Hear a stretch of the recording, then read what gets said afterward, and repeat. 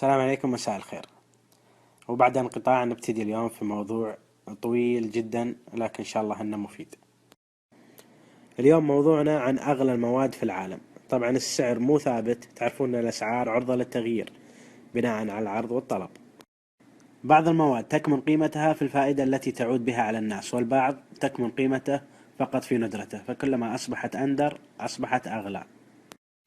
الزعفران له رائحة وطعم لا يمكن تقليدهما، ويصنف من البهارات، ويستخرج من زهرة الزعفران، وتغلب زراعته في دول البحر الأبيض المتوسط وكشمير وإيران، حيث أن إيران تنتج وحدها تقريبا 90% من الإنتاج العالمي. الزعفران من السلع الغالية جدا، ويصنف كأغلى بهار في العالم، وفي وقت من الأوقات كان السعر 450 جرام من الزعفران يصل إلى $2700 أمريكي، والسبب في ارتفاع سعره أنه يتم حصاده يدويا، وأنه يلزم جمع 75 ألف لفة من الزعفران للصنع 450 جرام منه، واليوم يتراوح سعر الجرام الواحد ما بين 11 إلى $15. الذهب في عام 2012 تم تقدير ما تم استخراجه من ذهب منذ بدء التاريخ ب174,100 طن. في الوقت الحالي يستخدم العالم 50% من الذهب في صناعة المجوهرات، و40% في الاستثمار، و10% في الصناعة. سعر الذهب يتغير باستمرار لارتباطه باقتصاد الدول، ولكن في المتوسط يساوي الجرام $45 تقريبا. الروديوم معدن يستخدم في التوصيلات الإلكترونية وأجهزة الأشعة السينية والمفاعلات النووية، وأخيرا في صناعة قلائد ودروع التكريم كمرتبة رابعة بعد الذهب والفضة والبلاتينيوم.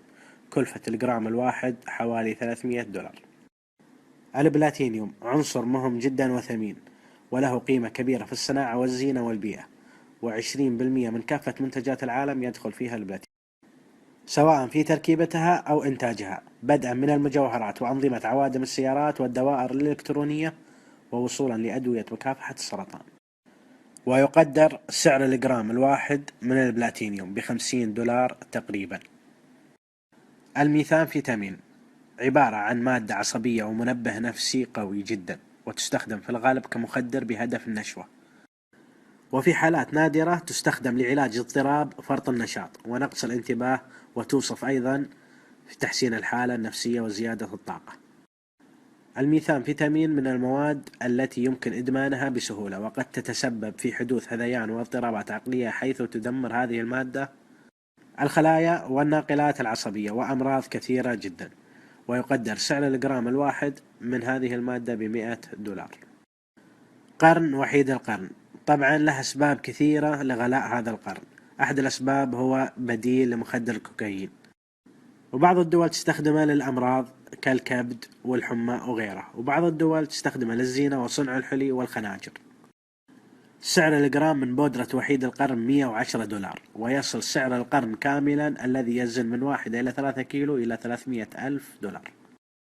الهيروين قدر عدد من يتعاطون الكوكايين والهيروين في عام 2005 ب50 مليون إنسان حول العالم.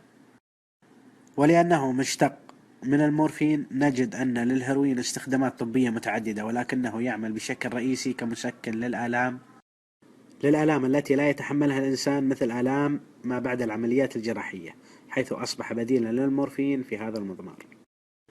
ولأن فيه أمور سياسية كثير ما بيتوغل فيه. طبعا الهيروين يختلف سعره من بلد إلى آخر، في أمريكا تقريبا 172 للجرام الواحد. الكوكايين عبارة عن مخدر قوي جدا ذو منشأ طبيعي، وهو من أقوى المخدرات الطبيعية، ويستخرج من أوراق نبتة الكوكا.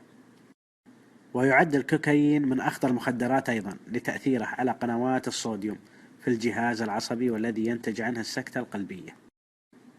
الجدير بالذكر أنه عندما ظهر مشروب كوكا كولا لأول مرة، كانت كل زجاجة تحتوي على 9 ملي جرامات من الكوكايين إلى أن تمت إزالته في عام 1903، ولكن ما زال المشروب إلى يومنا هذا يتضمن نكهة نبات الكوكا الأصلية. في عام 2000 استهلك العالم 600 طن من الكوكايين، 50% منها كانت من نصيب أمريكا، وقد قدر حجم مبيعات الكوكايين في عام 1998 ب$47 مليار، ويقدر سعر الجرام الواحد من الكوكايين في المتوسط $215.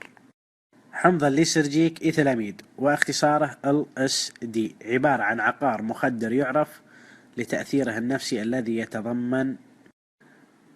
يتضمن تغيير في عملية التفكير، رؤية أشياء لا تحدث في الواقع، إحساس خاطئ بالزمن، وبعض الأعراض النفسية والروحية الأخرى. يستخدم هذا المخدر في التعامل مع بعض الحالات النفسية، وقد حاولت وكالة المخابرات الأمريكية استخدامه في التحكم في العقول في الحرب الكيميائية. ومن شدة تأثيره يتم تقسيم الجرام الواحد لجرعات عديدة، والذي يقدر سعر الجرام $3000 تقريبا.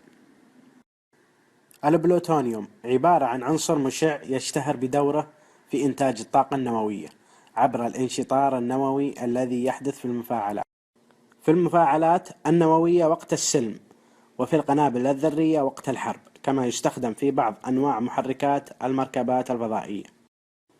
وهو عنصر سام قابل للاشتعال وذو نشاط إشعاعي، ووجوده في الطبيعة نادر جدا.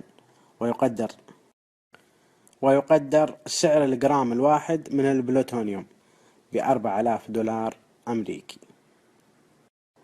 البينيت عبارة عن معدن اكتشف لأول مرة في خمسينيات القرن العشرين بواسطة عالم التعدين البريطاني آرثر.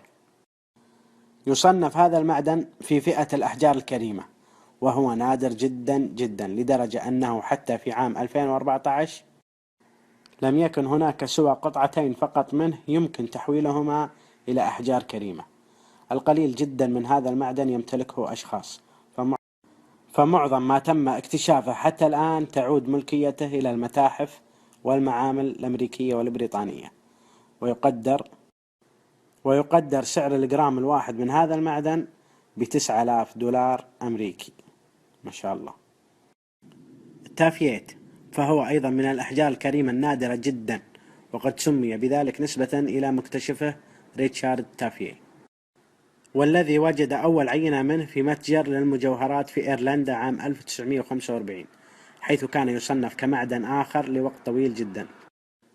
تبين بعد دراسة المعدن بالأشعة السينية في عام 1951 أنه المعدن الوحيد في العالم الذي يحتوي على البيريليوم والمغنيسيوم كمركبات أساسية، ويقدر سعر الجرام الواحد $20,000 أمريكي.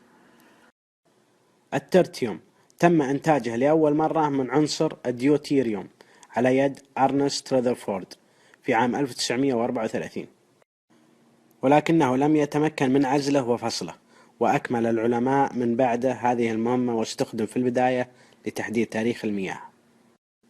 يقدر الطلب التجاري للتريتيوم سنويا 400 جرام، ويقدر سعر الجرام الواحد فقط $30,000. الماس أو الألماس، هذا الشيء المذهل الجميل اللي أنا أحبه حيل. يتميز الماس بأنه العنصر الأكثر صلابة وموصلية للحرارة، لذلك وجد طريقة في المجال الصناعي كوسيلة قطع وتلميع الأدوات، وفي المجال العلمي والأبحاث أيضا فيما يعرف بسكاكين الماس التي تستخدم في العمليات الجراحية الخاصة بالأعين. معظم الماس الطبيعي يتكون تحت درجة حرارة وضغط هائلين على عمق 190 كيلو مترا تحت الأرض، واستغرقت عملية تكون هذا الماس من 1 إلى 3 مليار سنة، وساهمت البراكين في خروجه لسطح الأرض. طبعا التفصيل فيه يحتاج موضوع الحالة، لأنه والله مذهل بمعلوماته، لكن نكمل. في عام 2002 قدرت مبيعات الماس حول العالم $57 مليار تقريبا، حيث يقدر وزن سعر الجرام الواحد من الماس $55,000 أمريكي. يا رب يرزقني بكيلو مو جرام، كيلو. الكاليفورنيوم هو أحد النظائر المشعة، وهو عنصر كيميائي نادر جدا جدا جدا. تم اكتشافه لأول مرة في جامعة كاليفورنيا في عام 1950، وهو أثقل عنصر موجود على الكرة الأرضية. في عام 1999 تم تحديد سعر الميكروغرام الواحد من الكاليفورنيوم $60. وهذا يعني أن الجرام الواحد يعادل 60 مليون دولار. يا ساتر. ولكن سعره اليوم وصل إلى 27 مليون دولار للجرام الواحد، ولهذا السبب لم يتم إنتاج سوى 8 جرامات منه فقط. أخيرا وليس آخرا، المادة المضادة. تتكون المادة المضادة من الجسيمات المضادة التي تمتلك نفس كتلة جسيمات المادة العادية، ولكن بشحنة وخصائص مختلفة. طبعا شرحه جدا علمي. وخلونا بالمهم. قامت ناسا بدراسة مفصلة في عام 1999 من أجل تقدير تكلفة إنتاج جرام واحد فقط من المادة المضادة، ووجدت أنها يلزمها 6 تريليون و200 مليار دولار من أجل ذلك. التريليون الواحد 1000 مليار، يعني رقم جنبه 18 صفر. إيه، الله يرزقنا بمادة مضادة، مسبح كامل كذا في السطح، مادة كلها مادة مضادة. قولوا آمين. أصدقائي، آسف جدا على ضعف الصوت وضعف الأداء، وإن شاء الله إني بعوضكم بعدين. أشكركم على المتابعة. ينصح الخبراء اليابانيين باتخاذ الإجراءات التالية: سبسكرايب، لايك، كومنت، فيفورت